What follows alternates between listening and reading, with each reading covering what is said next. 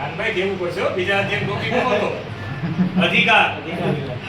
એના પછી ત્રીજા અધ્યાયનો ટોપિક શું હતો? આનંદ. આનંદ. ચોથા અધ્યાયનો ટોપિક શું હતો? સ્વસત્તા. સ્વસત્તા. અને બાબુ પાંચમા અધ્યાયનો અંતર્મુખી બહુમુખી. બાબુ હા, આજના આપણી કથાના 5 ટોપિક રહ્યા. बारी बार सुनो, आपने सुबह मैंने पसंद किया और आज आपने समाधान किया। સમાધાન તો બાપુ. બાપુએ મને કીધું કે આજ તમે ઈ કે મને એક વચન આપતા જાઓ. બાપુ મને શું કે કથા કરીને આવું પછી 1 કલાક સુધી કોઈને મળવાનું નહીં. કોઈ પણ આવે કે અર્જુનદાસ બાપુ આવે તે મળવાનું નહીં. જય હો જય. 1 કલાક પછી મૌન રહેવા. કથા કરીને 1 કલાક મૌન રહેવા. તમે જય જય ચંદ્રપુરાણ.